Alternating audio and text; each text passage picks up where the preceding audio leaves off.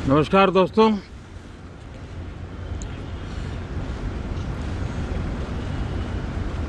Monsoon सत्र में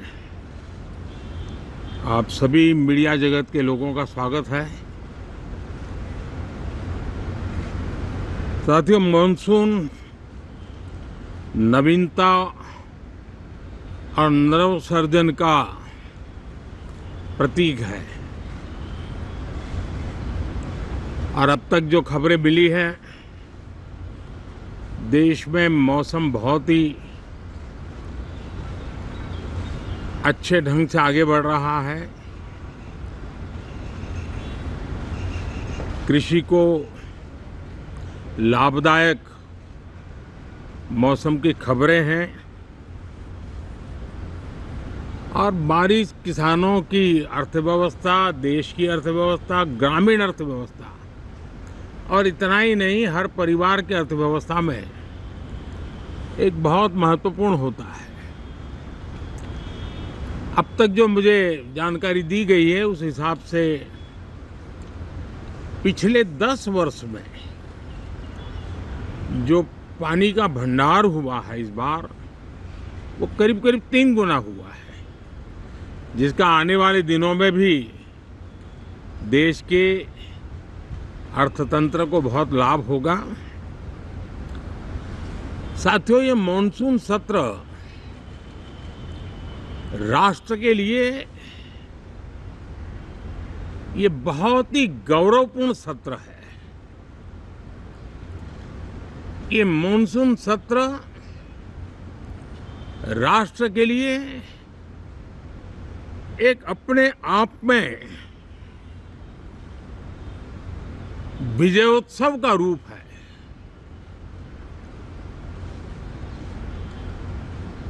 और जब मैं कहता हूं कि सत्र राष्ट्र गौरव और विजयोत्सव का सत्र है, तो सबसे पहले तो मैं पहली बार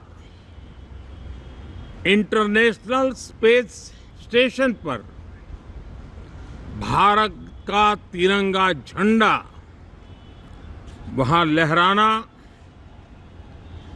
ये हर देशवासी के लिए गौरव की पल है। देश में साइंस टेक्नोलॉजी के प्रति, इनोवेशन के प्रति नया उमंग और उत्साह भरने वाली ये सफल यात्रा रही है और पूरे सांसद, लोकसभा राज्यसभा दोनों सदन देशवासी जिस गौरव का अनुभव कर रहे हैं उसमें एक स्वर से जुड़ेंगे, एक स्वर से इसका यशगान होगा, जो भारत को अंतरिक्ष में नई ऊंचाइयां पर पहुंचाने वाले जो भावी कार्यक्रम हैं उनके लिए भी प्रेरक बनेगा, प्रोत्साहक बनेगा। साथियों, ये मॉनसून सत्र एक विजयोत्सव है। पूरी दुनिया ने भारत की सैन्य शक्ति का, भारत के सैन्य के सामर्थ्य का रूप देखा है। ऑपरेशन सिंदूर में भारत की सेना ने जो लक्ष्य निर्धारित किया था 100% अचीव किया। आतंकियों के आकाओं के घर में जाकर के 22 मिनट के भीतर भीतर ऑपरेशन सिंदूर के तहत उसको जमींदोज कर दिया गया। और मैंने बिहार की एक कार्यक्रम में इसकी घोषणा की थी,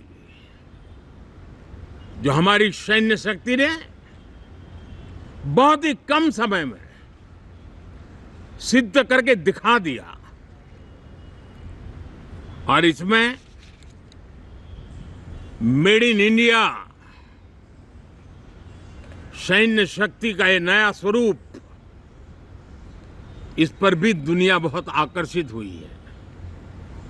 इन दिनों विश्व के जिन जिन लोगों से मिलना होता है तो भारत के इस मेड इन इंडिया जो औजार तैयार हो रहे हैं, उसके प्रति दुनिया का आकर्षण बढ़ रहा है। मुझे विश्वास है कि जब सदन इस विजयोत्सव को एक स्वर में विजय के भाव से इस सत्र के दरमियान उन ओजस्वी तेजस्वी भावनाओं को प्रकट करेगा, तो भारत की सैन्य शक्ति को बल मिलेगा, प्रोत्साहन मिलेगा, देशवासियों को प्रेरणा मिलेगी और सैन्य क्षेत्र में जो रिसर्च, इनोवेशन और मैन्युफैक्चरिंग हो रहे हैं, made in India defence equipment बन रहे हैं, उसको भी एक बल मिलेगा और जो भारत के नौजवानों के लिए नए रोजगार के अवसर पैदा करेगा। साथियों, ये दशक हम एक प्रकार से देख सकते हैं कि शांति और प्रगति कंधे से कंधा मिलाकर के आगे बढ़ने के कदम कदम पर प्रगति के एहसास करते रहे हैं।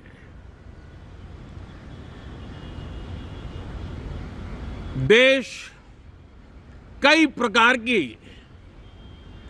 हिंसक वारदातों का शिकार रहा है, लंबे अरसे तक शिकार रहा है। देश आजाद हुआ तब से ये समस्या को हम झेल रहे हैं, चाहे आतंकवाद हो, नक्सलवाद हो।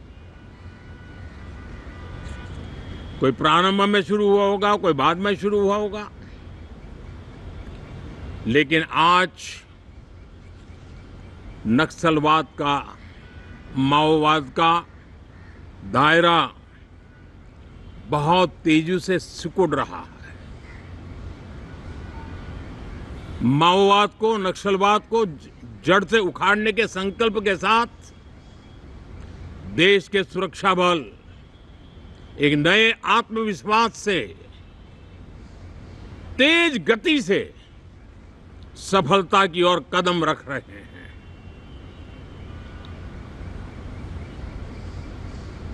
और मैं गर्व से कह सकता हूं,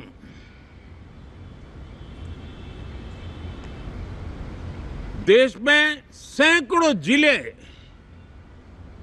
नक्सल की चपेट में से निकल करके आज मुक्ति का सांस ले रहे हैं।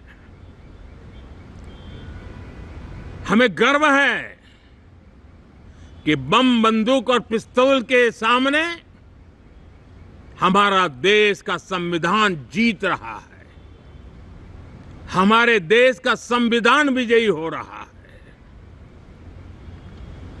देश के उज्जवल भविष्य के लिए साफ दिख रहा है कि कल तक जो रेड कॉरिडोर थे, वो आज ग्रीन ग्रोथ जोन में परिवर्तित होते नजर आ रहे हैं। साथियों, एक के बाद ऐसी घटनाएं देशभक्ति के लिए, देश की भलाई के लिए संसद में पहुंचे हुए हर माननीय सांसद के लिए गौरव का पल है। और संसद के इस सत्र में ये गौरव गान पूरा देश सुनेगा, हर सांसद से सुनेगा, हर दल से सुनेगा। साथियों, आर्थिक क्षेत्र में भी जब 2014 में आप सबने हमें जिम्मेवारी दी, देश फ्रेजाइल 5 की अवस्था से गुजर रहा था। 2014 के पहले वैश्विक अर्थव्यवस्था में हम 10वें नंबर पर थे और आज भारत तेज गति से दुनिया की तीसरे नंबर की अर्थव्यवस्था बनने की दिशा में आगे बढ़ रहा है, दरवाजे पर दस्तक दे रहा है। इन दिनों 25 करोड़ गरीबों का गरीबी से बाहर निकलना, जिसको विश्व की अनेक संस्थाएं सराहना कर रही है। देश में एक जमाना था 2014 के पहले, जब महंगाई का दर, इन्फ्लेशन रेट डबल डिजिट में हुआ करता था। आज 2% के आसपास आकर के देश के सामान्य मानव के जीवन में राहत बन गया है, सुविधा बन गया है।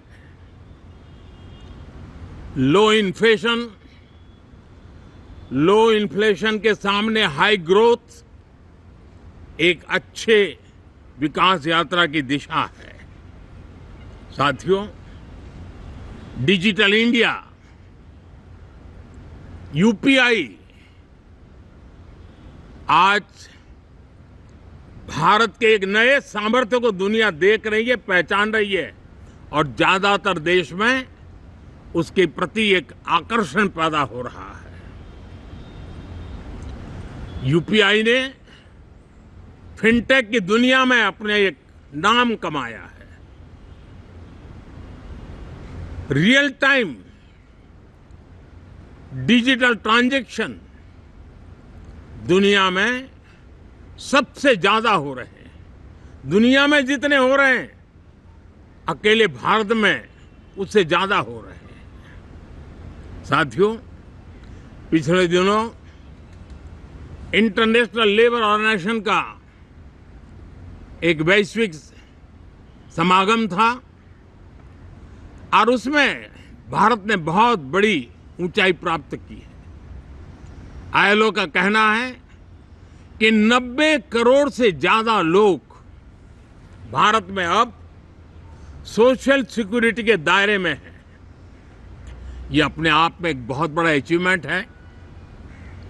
उसी प्रकार से वैश्विक संस्था WHO ने ये कहा है कि भारत अब आंख की जो बीमारी आमतौर पर बारिश के सीजन में ज्यादा देखी जाती थी, ट्रैकोमा, अब भारत को WHO ने ट्रैकोमा फ्री घोषित किया है। तो आरोग्य के क्षेत्र में भी ये अपने आप में एक महत्वपूर्ण भारत के लिए सिद्धि है। साथियों, पहलगाम की क्रूर हत्या, अत्याचार, नरसंहार, पूरी दुनिया चौंक उठी थी। आतंकवादी और आतंकवादी के आके दुनिया का ध्यान उनकी तरफ केंद्रित हुआ था और उस समय दल हित छोड़ करके देश हित में हमारे ज्यादातर दलों के प्रतिनिधि, ज्यादातर राज्यों के प्रतिनिधि विश्व भ्रमण किया, दुनिया के अनेक देशों में गए और एक स्वर से दुनिया के सामने आतंकवादियों का आका पाकिस्तान को बेनकाब करने का एक बहुत सफल अभियान चलाया। मैं आज राष्ट्र हित में किए गए इस महत्वपूर्ण कार्य के लिए उन सभी सांसदों की सराहना करना चाहता हूं, सभी दलों की सराहना करना चाहता हूं और उसने देश में एक सकारात्मक वातावरण पैदा किया। विश्व ने भारत की बात को स्वीकार करने की दिशा में अपने मन के द्वार खोले और इसके लिए ये हमारे सांसदगण, हमारे राजनीतिक दल सराहना करने के मेरे लिए सौभाग्य है। साथियों, हम जानते हैं कि ये स्पिरिट, एक स्वर, एक एकता का वातावरण देश को कितना उत्साह से भर देता है। विजयोत्सव का ये पर्व इस मॉनसून सत्र में भी उसी भाव से प्रकट होगा। देश की सैन्य शक्ति को सराहना करेगा, देश के सामर्थ्य का गौरवगान करेगा और देश के 140 करोड़ नागरिकों को नई प्रेरणा का कारण बनेगा। मुझे विश्वास है कि हम सब मिलकर के डिफेंस के क्षेत्र में आत्मनिर्भर होने के इन प्रयासों को बल दें, सेना के सामर्थ्य की सराहना करें और मैं आज देशवासियों के सामने जरूर कहूंगा और देश के राजनीतिक दलों से भी कहूंगा कि देश ने एकता की ताकत देखी है, एक स्वर का सामर्थ्य क्या होता है देखा है। तो सदन में से भी सभी माननीय सांसद उसको बल दें, उसको आगे बढ़ाएं और मैं जरूर कहूंगा, राजनीतिक दल अलग अलग हैं, हर एक का अपना एक एजेंडा है, अपनी एक भूमिका है, लेकिन मैं इस वास्तविकता को स्वीकार करता हूं कि दल हित में मत भले न मिले, लेकिन देश हित में मन जरूर मिले। इसी एक भावना के साथ इस मॉनसून सत्र से देश के विकास यात्रा को बल देने वाले, देश की प्रगति को बल देने वाले, देश के नागरिकों को सामर्थ्य देने वाले अनेक विधेयक प्रस्तावित हैं। सदन विस्तृत चर्चा करके उसको भी पारित करेगा। मेरी सभी माननीय सांसदों से